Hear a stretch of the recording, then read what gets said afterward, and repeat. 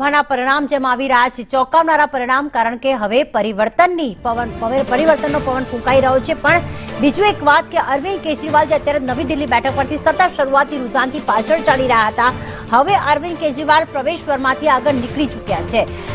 નવી દિલ્હીની આ બેઠક જ્યાં કોંગ્રેસ તરફથી સંદીપ દીક્ષિત, શીલા દીક્ષિતના પુત્ર પ્રવેશ વર્મા અને સાથે સાથે આમ આદમી પાર્ટીના અરવિંદ કેજરીવાલ છે।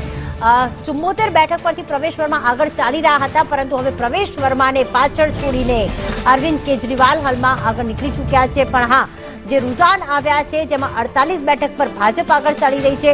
અરવિંદ કેજરીવાલ 254 મતોથી પ્રવેશ વર્માથી આગળ છે। નવી દિલ્હી બેઠક પર ખરાખરીનો જંગ 1 કે 2 ડિજિટ અને 3 ડિજિટમાં જ ક્યાં ભાજપ અને આમ આદમી પાર્ટી વચ્ચે ટક્કર જોવા મળી રહી છે, પરંતુ કોંગ્રેસનું ખાતું માત્ર એક જેવી શરૂઆતી રૂઝાન છે જેમાં એક જ બેઠક પર અત્યારે આગળ ચાલી રહ્યા છે।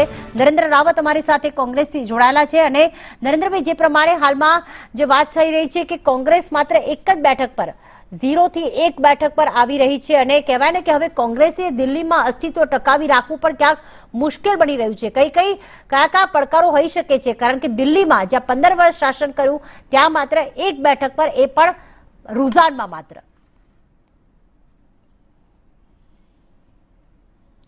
આપ જાણો છો કે 2013 પહેલા 15 વર્ષ સુધી દિલ્હીને મજબૂત બનાવીને જે પ્રકારે કામગીરી કરી ખૂબ પ્રશંસાને પાત્ર હતી અને કહેવાય કે 15 વર્ષની અંદર કોંગ્રેસે આજ દિન સુધી પણ એને યાદ કરવી જરૂરી છે।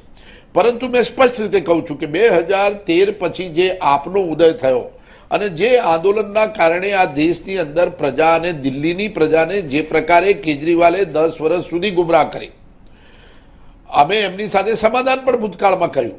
2 પડકારો અમારી સામે ઉભા થયા હતા, ભારતીય જનતા પાર્ટી અને આપ, અને એ આજની પરિસ્થિતિ નહીં। અમે 2015ની 2020ના પરિણામો આપ બી જાણો છો કે અમારી 0 સીટ હતી, જે એક નેશનલ પાર્ટી માટે ખૂબ શરમજનક અમારા માટે ગણી શકાય। પરંતુ રાજકીય પરિસ્થિતિ અને પ્રજા જે પ્રકારે આપણને મેસેજ આપે કે પ્રજાનો ચુકાદો અમે શિરોમાન્ય કરવો પડે, આ એક લોકશાહીની પરંપરા છે। અમે પાછળ પડ્યા, પરંતુ છેલ્લા 10 વર્ષના શાસન પછી એ આંદોલનની અસર હજી સુધી ચાલી રહી છે। હજી પણ દિલ્હી વાસીઓની માનસિકતા પર આંદોલનની અસર છે કે જ્યાં રાહુલ ગાંધી અને પ્રિયંકા ગાંધીનો ચહેરો સ્વીકાર્યો નથી।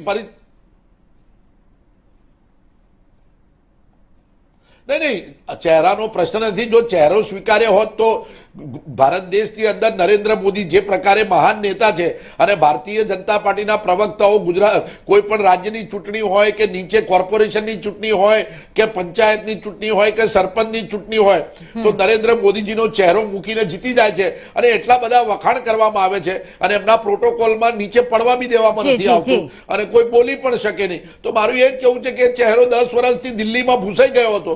દિલ્હીમાં તો પોતે નરેન્દ્ર મોદીજી રહે છે। 2015ની અંદર તો 67 સીટો હતી, 3-4 સીટોમાં ભારતીય જનતા પાર્ટી સંકોચાઈ ગયું હતું, ત્યારે બી નરેન્દ્ર મોદી આસમાને હતા। એટલે રાજનીતિમાં વાત એક સ્પષ્ટ છે કે 2013 પછીની રાજનીતિ પ્રચાર પ્રસાર અને ભ્રષ્ટાચારના નામે અને જે પ્રકારે સત્તાના દુરુપયોગના કારણે જે પ્રકારે પરિસ્થિતિનું નિર્માણ થયું છે, ભલે અત્યારે નરેન્દ્ર મોદીજીનું શાસન હોય દેશની અંદર, આજની રાજકીય પરિસ્થિતિ જોઈ શકો છો।